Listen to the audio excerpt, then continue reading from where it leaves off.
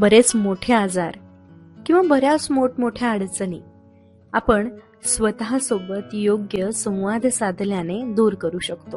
प्रत्येकालाच ना बरेच त्रास असतात आणि तेच त्रास आपण कायम सोबत धरून बसतो. आपल्या आतून कायमच आपल्याला जो त्रास होतोय ना तो किती आणि कसा होतोय हेच आवाज येत असतात. फोकस ऑन व्हॉट मॅटर्स या पुस्तकात लेखकांनी सांगितलंय की जेव्हा ते आजारी पडायचे तेव्हा ते म्हणायचे, स्वतःला सांगायचे की थोडी विश्रांती घे, धीरानं घे, जास्त व्यायाम करू नकोस हा, हे सुद्धा निघून जाईल.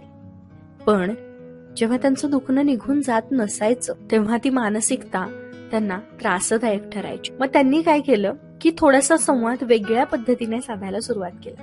म्हणजे कसं की माझं पोट दुखतंय पण मला पोटदुखीची पर्वा नाही, मी त्याबद्दल काळजी करणार नाही, मी हार मानणार नाही, मी वेदनेचं लक्षण दिसता क्षणी अंथरुणात पडून राहणार नाही, मी लढेन आणि ह्यामधून बाहेर पडेन. एक्झॅक्टली आपल्याला आपल्या आयुष्यामध्ये हेच करायचंय. मला अमुक व्यक्ती त्रास देते, मला ती सततच त्रास देते, म्हणून मी काहीच करू शकत नाही, मी यातून कसं बाहेर पडू, आता माझं कसं होणार, माझी लहानच मुलं आहेत आणि तुम्हा कोणाला कळणारच नाही की माझी मुलं लहान आहेत आणि माझ्यासोबत काय घडतंय, मला किती लोड होतंय.